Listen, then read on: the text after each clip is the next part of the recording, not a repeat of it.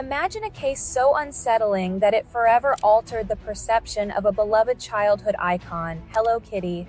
This is the story of the Hello Kitty murder case, a tragic tale of betrayal and the pursuit of justice, a story that left a lasting impression on the world and became a somber chapter in Hong Kong's history. In 1999, Hong Kong, a city of relentless energy and contrasts, was rocked by one of its most grotesque crimes. A young woman's remains were discovered inside a Hello Kitty doll, a grotesque twist that added a sinister layer to the heinous act. This story is not for the faint of heart as we dive into the chilling events of the Hello Kitty murder case. Kowloon, Hong Kong in the 1990s was a chaotic urban sprawl, a place where the line between order and anarchy often blurred. Among its crowded streets lived Chan Man-lok, a 34-year-old triad member known for his drug-fueled nightlife and ruthless demeanor. His associates, Leung Shing-cho and Leung Wai-lun, were loyal followers. Together, they formed a small-time criminal trio. But this isn't just their story. It's also the story of Fan Man-yee, a 23-year-old nightclub hostess navigating a harsh world of poverty and survival. Her small mistake, stealing a wallet belonging to Chan, would tragically lead to her doom. Fan Man-yee's life was one of struggle.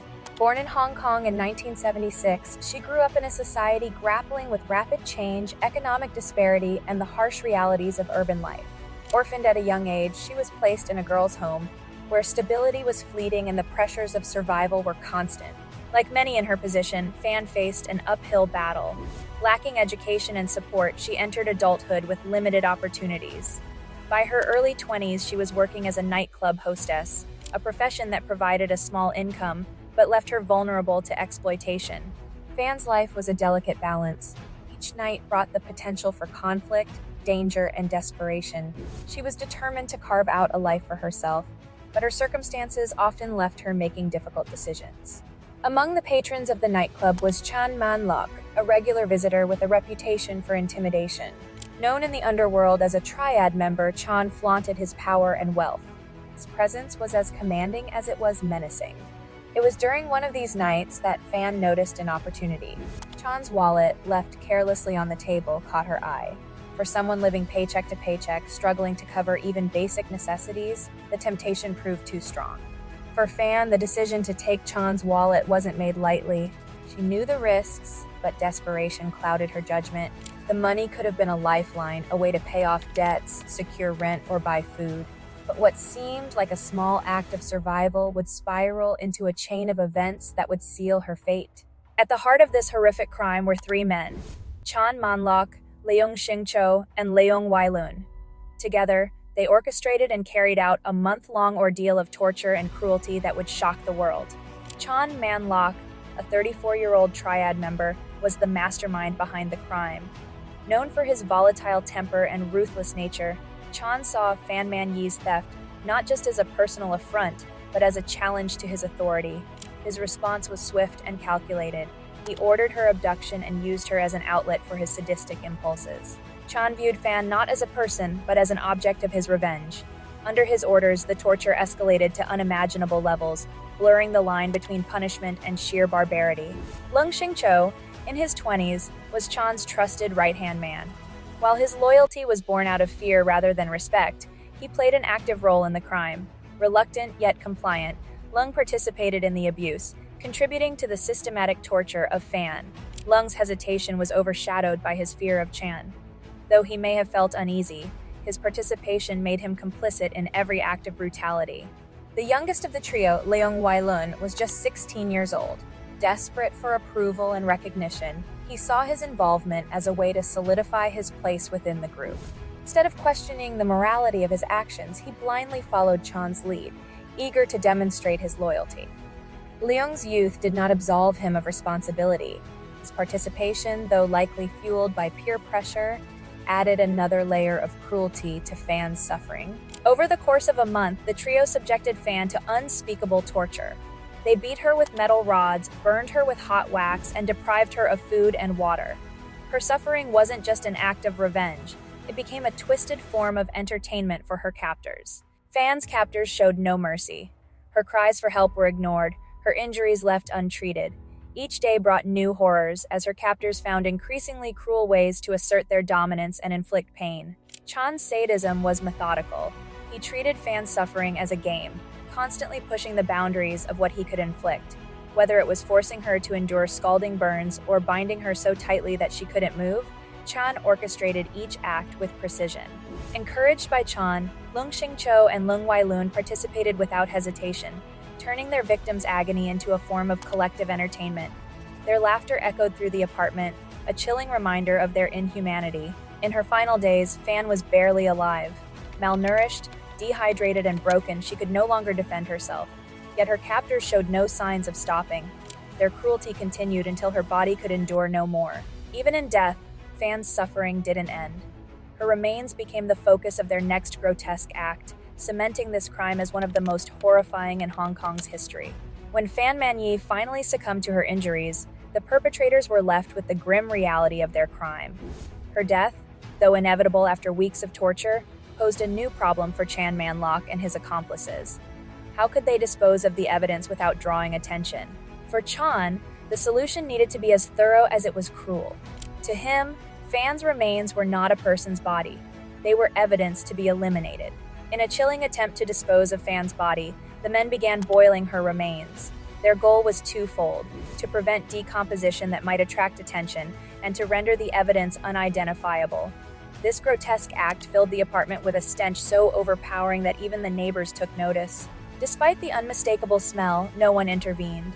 The cries that had echoed from the apartment in the weeks prior were now replaced by an eerie silence, broken only by the sound of boiling water and the occasional nervous laughter of the men. Among the scattered items in the apartment was a Hello Kitty mermaid doll, a toy that represented innocence and joy. For reasons known only to them, the men decided to place Fan's skull inside the doll, creating a grotesque symbol of their crime. This choice would later immortalize the case in infamy. The decision to use the Hello Kitty doll wasn't just practical, it reflected the twisted psychology of the perpetrators. They desecrated Fan's remains in a way that added an additional layer of horror to an already heinous crime. After boiling the remains, Chan and his accomplices discarded most of Fan's body parts in various locations across the city. What couldn't be easily disposed of, they kept within the apartment, hidden among the clutter. The Hello Kitty doll, with its gruesome contents, was left to sit among the chaos, as if mocking the gravity of their crime. The doll, once a symbol of innocence, became the centerpiece of a crime scene that would haunt investigators and the public alike. The truth might never have been uncovered if not for the courage of a 14-year-old girl. A runaway seeking shelter, she had fallen into the trio's orbit. Coerced into witnessing and assisting in Fan's torture, the horror she saw weighed heavily on her. Unable to bear the guilt, the girl confided in a social worker, describing the grisly details of Fan's captivity and death. Her confession led investigators to the Granville Road apartment, where they discovered the Hello Kitty doll and the gruesome remains of the crime. In the shadows of this horrifying crime was a 14-year-old girl, a runaway who became an unwitting accomplice and ultimately the key to justice. Vulnerable and seeking refuge, she had fallen into the orbit of Chan Man-lok, who manipulated her into staying with him and his associates. At first, the girl believed she had found safety, but as the days passed, she witnessed the brutal torture of Fan Man-yee and was forced to assist under threats from the men. Her role, though limited, weighed heavily on her conscience. She handed over tools, helped clean up the apartment, and bore silent witness to the unthinkable. Though she participated out of fear, the girl's inner turmoil grew with each passing day. After Fan's death and the subsequent grotesque disposal of her remains, the psychological toll became unbearable. In a moment of desperation, the girl confided in a social worker. Her detailed account of the events, Fan's abduction, the month of torture, and the disposal of her body, shocked even seasoned professionals.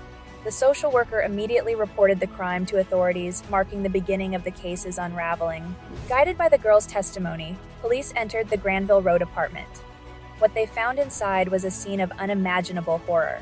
The apartment was littered with evidence of the crime, instruments of torture, remnants of Fan's life, and, most disturbingly, a large Hello Kitty mermaid doll. Inside the doll, investigators discovered Fan's skull, the final and most grotesque act of desecration by her captors. The discovery was enough to secure the arrest of Chan Man-lok, Leung Xingqiu, and Leung Wailun. The girl's testimony, combined with the overwhelming physical evidence, became the cornerstone of the prosecution's case. The trial, held in 2000, became one of Hong Kong's most infamous legal proceedings. The prosecution laid bare the horrifying details of the crime, presenting evidence of prolonged torture and the grotesque disposal of fans' remains. Despite the overwhelming evidence, the lack of a complete body complicated the charges. The defense argued that there was no proof of premeditated murder, leading the court to convict the trio of manslaughter rather than murder. They were sentenced to life imprisonment with the possibility of parole after 20 years. The sentence sparked outrage, with many arguing that it failed to reflect the severity of the crime. The case raised questions about the limitations of the legal system and the challenges of prosecuting such heinous acts. The Hello Kitty murder case left an indelible mark on Hong Kong. It became a symbol of the darkest corners of humanity, a story that transcended its time to become a cautionary tale about the consequences of cruelty, desperation, and indifference. For many, the case served as a wake-up call about the vulnerabilities of women living on the margins of society. It inspired discussions about systemic failures, from the lack of support for at-risk individuals to the need for more robust legal protections. While Hello Kitty remains a global icon of innocence and joy, its connection to this case has forever altered its perception in Hong Kong. For those familiar with the story, the doll is a haunting reminder of the life stolen and the horrors endured by Fan Man-yee.